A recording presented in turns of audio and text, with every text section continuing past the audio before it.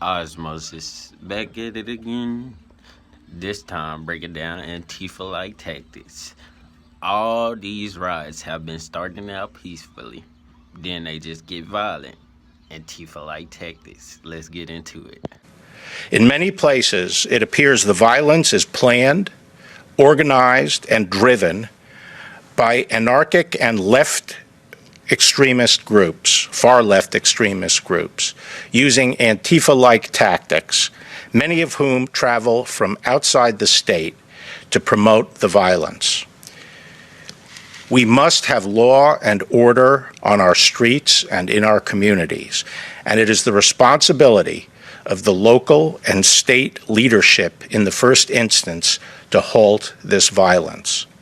The Department of Justice, including the FBI, the U.S. Marshals, the ATF, the DEA, and our 93 United States Attorney's Office, U.S. Attorney's offices around the country, are supporting these local efforts, will continue to support them, and take all action necessary to enforce federal law. In that regard, it is a federal crime to cross state lines or to use interstate facilities to incite or participate in violent rioting, and we will enforce those laws. Thank you.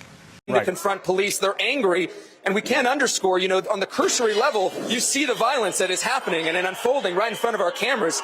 They're here under the premise because a black man was killed by police. They want to hold police accountable. Their message, however, has taken a violent tone here, and we don't hear the mention of George Floyd's name at all.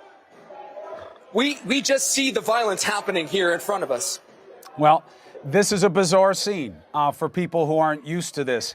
You have some people are laughing, some people are videotaping. They just threw something on fire, Chris, a firecracker. Yep. Something's on fire. Shit. Nick, you all right? You okay? You okay? You okay, guys? To the message, and we're gonna back up just a little bit here. Our producer got here largely what officials wanted to see.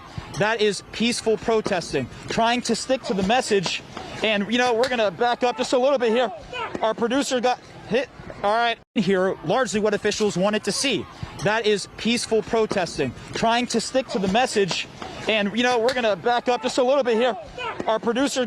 Democrats, if you want to be safe, that's the message of tonight. Every one of these cities is controlled by people with idiotic policies, friendly to criminals, constantly friendly to criminals, and completely unfriendly to law-abiding citizens, whether they're white, black, Hispanic.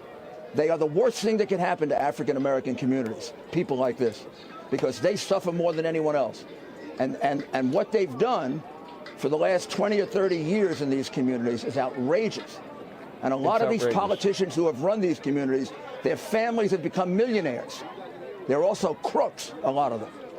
And these communities may never come back. Charlie Rangel in Harlem.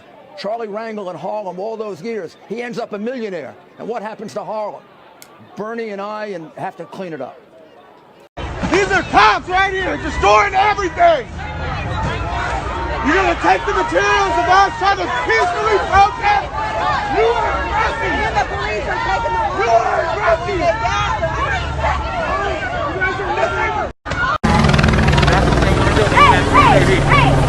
See then, look. Please don't do this. I want you to know this is not. Don't police people's way of Let me tell you this. themselves. This is not a black woman who's put in Black Lives Matter. I just want you to know that when.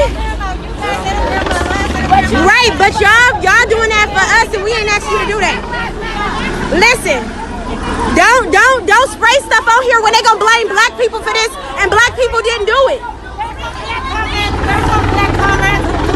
There's a black person. But if we wanted you to do it, we would have asked.